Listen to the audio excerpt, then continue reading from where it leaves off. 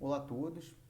Gostaria de, antes de mais nada, agradecer os presentes por estarem aqui prestigiando essa apresentação desse trabalho e, dados os agradecimentos, inicio então aqui minha apresentação intitulada Modelagem Paramétrica dos esforços em vigas biapoiadas como ferramenta didática no ensino do comportamento estrutural na arquitetura.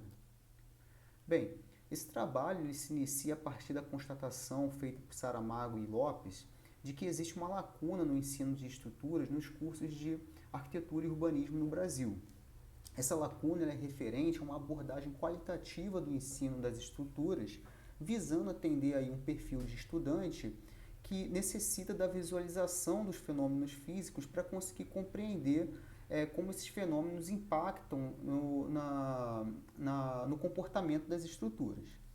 Bem, com base então nessa constatação, Silva desenvolveu um experimento e publicou os resultados desse experimento, onde ele utiliza ferramentas digitais para conseguir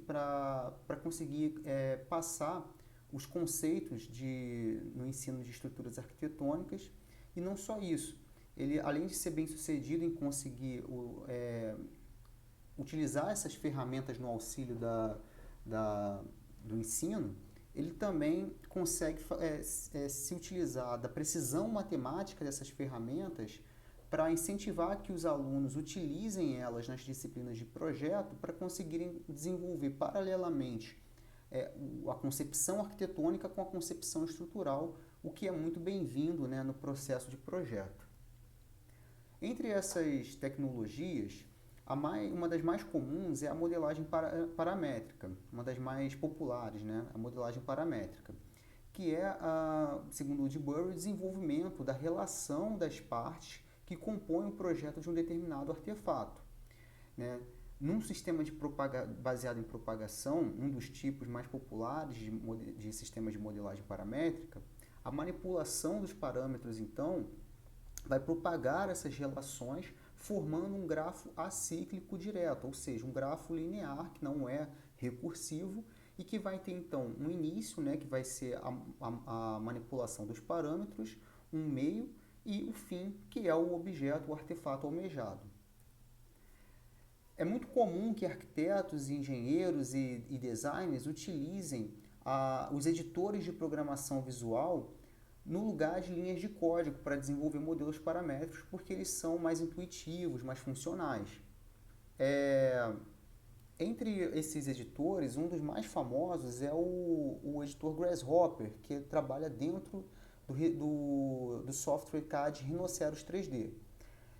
Então, esse editor, né, ele vai funcionar a partir de uma série de caixinhas, que são esses blocos funcionais, que vão ser conectados por esses arames, né, os wires, formando então um fluxo de informações para a definição dessas relações, que vão ser manipulados então a partir dos parâmetros aqui no seu início, e aí vão definir então essas relações, formando a geometria, né, o modelo que é almejado, como a gente está vendo aqui na direita. Então ele é resultado desse pequeno código. Na arquitetura, principalmente, esse tipo de tecnologia é muito utilizada para o desenvolvimento de formas complexas, de formas orgânicas, né, que não são muito possíveis de serem atingidas por outras vias, por outros meios. No entanto, o trabalho aqui ele tem como objetivo utilizar essa tecnologia, utilizar a modelagem paramétrica para desenvolver um sistema simples, um sistema estrutural composto por vigas biapoiadas, submetidas a cargas uniformemente distribuídas, onde o principal objetivo é a visualização dos esforços, né, para que a gente consiga estabelecer um processo que possa ser aplicado a outros sistemas estruturais para auxiliar o aprendizado na concepção estrutural. Bem, para isso, a gente, como método, né, a gente empregou os cálculos de cargas e esforços definidos no livro Estrutura de Aço, Concreto e Madeira, do professor Iopanã Rebelo. Nesse livro, então, o professor Rebelo ele vai definir o cálculo das cargas, né, provenientes das lajes, das vigas, e, consequentemente, as reações de apoio, né, que são provenientes dos esforços externos, e os esforços internos, o esforço cortante e o esforço de momento fletor. Também a construção dos gráficos que representam, né, esses esforços. Bem, então, né, com base nesses cálculos e nessas fórmulas apresentadas pelo professor Rebelo, nós vamos implementá-las dentro do Grasshopper utilizando principalmente o componente evaluate, né? Nesse exemplo, nós temos ele sendo utilizado para definir o cálculo das cargas na laje. Então, nós vamos ter esse componente, os parâmetros de entrada, né?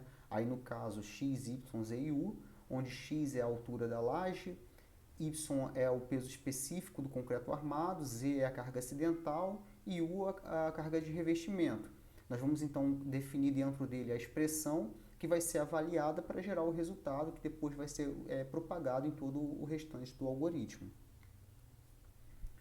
Bem, com isso, então, nós definimos o algoritmo, né, que é baseado no uso do Grasshopper e organizado em três blocos principais, digamos assim.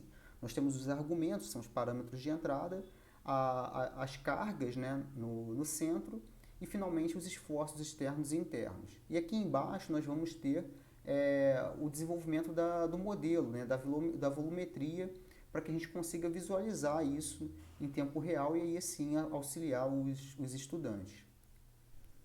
Bem, como resultado, então, eu vou dar play nesse vídeo para a gente conseguir ver o funcionamento desse algoritmo.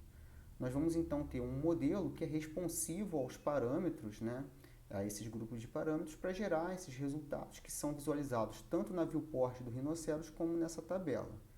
Então, nós temos aí primeiro o grupo de parâmetros de laje, onde a gente pode alterar o valor, né, dos lados, então L1 e L2.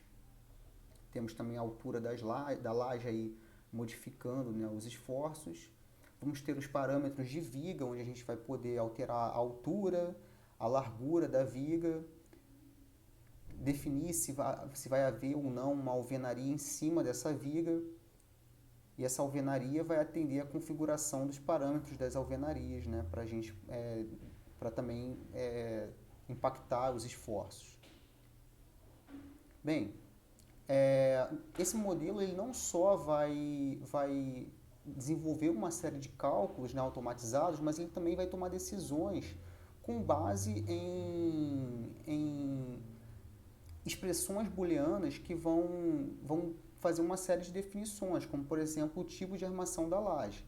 Nós temos, então, aí duas expressões que vão definir quem é o maior lado ou o menor lado, Lzão, Lzinho, e com base nisso, se x for maior do que 2 vezes y, né, onde x é o maior lado e y o menor lado, nós vamos então poder definir se a laje ela vai ser armada em cruz ou armada em uma só direção.